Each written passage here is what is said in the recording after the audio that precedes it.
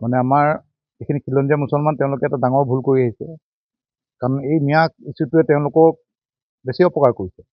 খিলঞ্জীয়াটোত নাইকিয়া হৈ গৈছে।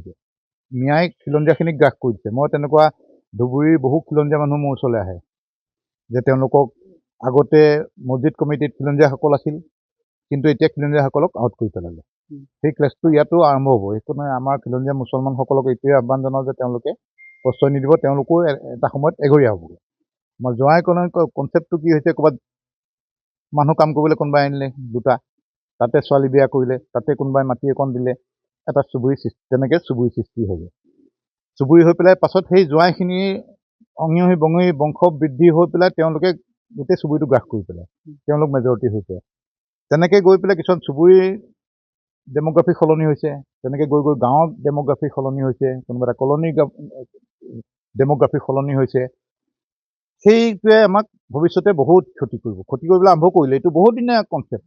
এতিয়া প্ৰত্যেকখন মুছলিম গাঁৱত এজন হ'লেও জোৱাই পাবই।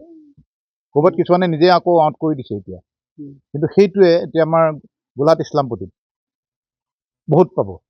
আৰু তাত এই আমাৰ ৰঙাজানৰ ফালে পাব, ৰঙাজানৰ ইপিনে যিখিনি আছে সেইফালে নদী কাষৰ ফালে পাব বহুত জোৱাই কলনী বুলিয়ে কয়, জোৱাই গাঁও বুলিয়ে কয়। মানুহে মানে এড্ৰেছ পাছত এটা এড্ৰেছেই হৈ যাব, লিখোতেও ধৰক কোনোবাই লিখিব যে জোৱাই গাঁও। বহুত গাঁও হৈছে, আমাৰ ঢেকীয়ালত জোৱাই বস্তি আছে। সেইকাৰণে এইটো আমাৰ এটা চৰকাৰী এটা নিয়ম লাগিব, ৰুল লাগিব। আমাৰ যিকেইখন জিলা অসমৰ এতিয়াও ডেম'গ্ৰাফি জনগাঁথনিটো সলনি হোৱা নাই, সেইখিনিক বচাবলৈ কিন্তু আমাৰ এক্সিষ্টিং যিখিনি ল আছে সেইখিনিৰ দ্বাৰা নহ'ব।